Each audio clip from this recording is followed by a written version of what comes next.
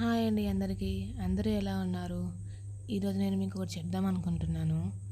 అసలు మరీ ఇంతలో ఎలా అండి దిగజారుతారు?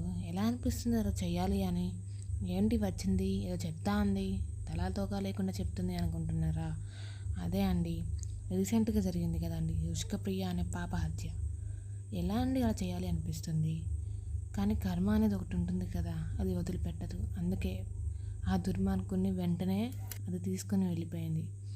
కానీ ఒక ఆడపిల్ల తల్లిగా చెప్తున్నానండి, మీ పిల్లలు మీరు జాగ్రత్తగా చూసుకోండి. ఒకవేళ ఆడుకోవడానికి పంపించినా ఒక కంట కనిపెడుతూ చూసుకోండి.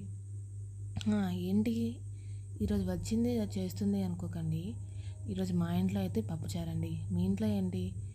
రోజు పప్పుచారు చేస్తుంది అనుకోకండి. మార్నింగ్ అయితే ఆలు కర్రీ చేశాను, అది బాక్స్లో కట్టేసరికి సరిపోయింది. నైట్ అయితే పప్పుచారు చేస్తున్నాను. అందులో మా ఇంట్లో పప్పుచారు బాగా తింటారు, బాగా ఇష్టం. అందుకే పప్పుచారు చేస్తున్నాను. పప్పుచారు రాని వాళ్ళు ఎవరు ఉంటారులేండి. మా ఇంట్లో చేసుకునే ప్రాసెస్ అయితే ఇప్పుడు మీకు చూపిస్తున్నాను. కుదిరితే ఇలా చేసుకోండి, లేదంటే మీ ఇష్టం. అవును, ఇందాక మీ ఇంట్లో ఏం కర్రీ? కామెంట్ చేయడం మర్చిపోకండి. అలానే కొంచెం సపోర్ట్ చేయండి, లైక్ కూడా కొట్టండి. మా పప్పుచారు అయితే అయిపోయింది, ఇంకా తినడమే వెళ్ళి. సరే అండి, ఉంటాం మరి. అందరికీ గుడ్ నైట్, బాయ్ బాయ్.